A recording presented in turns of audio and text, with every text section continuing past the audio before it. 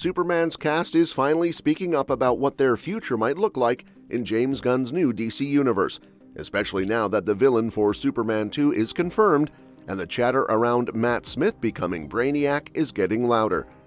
Because all of these updates dropped right around the same time, it makes sense to go through everything at once. And even though people keep arguing online about whether Warner Brothers might sell DC to another company, we'll stay focused on the actual Superman sequel for now.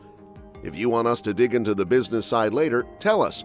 But for the moment, it's better to look closely at what we actually know about Superman 2. The best place to begin is with the Superman actor who wants to return and might genuinely end up in James Gunn's sequel. According to a Forbes report, Superman is on track to make roughly $150 million in profit worldwide, which explains why DC feels confident investing heavily in the franchise. Gunn is supposed to step right back into Clark Kent's world next year, because production on the Superman sequel titled Man of Tomorrow starts soon, with the July 9, 2027 release date locked in. And since Brainiac is reportedly the main villain, it makes sense that multiple heroes will appear to expand the story. That brings us to Pierce Brosnan. During a new interview with GQ, he explained that he's been hearing conversations behind the scenes about Dr. Fate possibly returning. Brosnan played the character in Black Adam, and although Fate died in that film, the actor said he heard the character might show up in Man of Tomorrow and might even get a solo project. He explained that he enjoyed Fate's philosophical side and would be open to returning. Since Gunn's DCU has already kept a bunch of DCEU actors in place, it's easy to imagine Brosnan returning as either the same Kent Nelson or a fresh version of Dr. Fate. That possibility becomes even more believable because the DCU subtly teased the Justice Society's existence in Superman. One of the movie's standout Easter eggs was a mural in the Hall of Justice showing a bunch of heroes who exist in Gunn's continuity, including Wildcat and Sandman, both major JSA icons.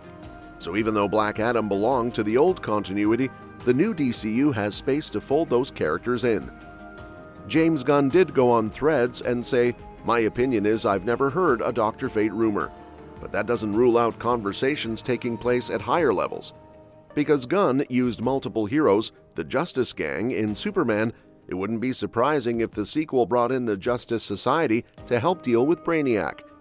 Brainiac forcing Lex Luthor and Superman to team up already signals a high-stakes conflict, so adding more heroes fits the scale of the story.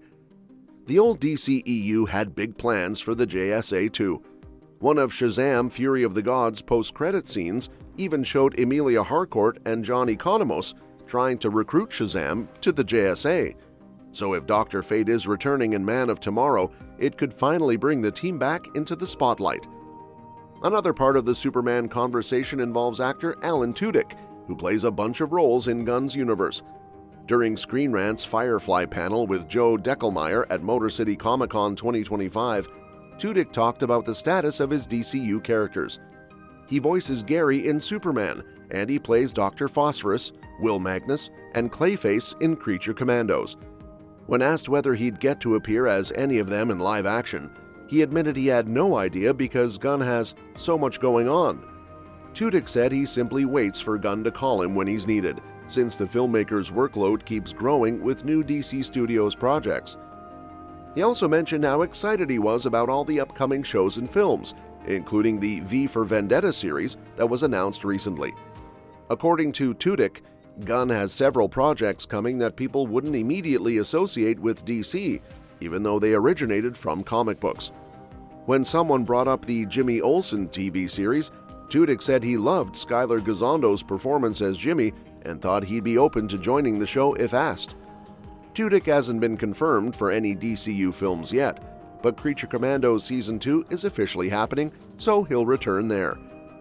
Even though the DCU's 2025 slate is finished, several major releases are coming in 2026. Lanterns is reportedly arriving early in the year on HBO, while the Supergirl movie and the Clayface movie are set for June 26th and September 11th, 2026. Now shifting to one of the biggest casting rumors, Matt Smith possibly becoming Brainiac for Superman 2.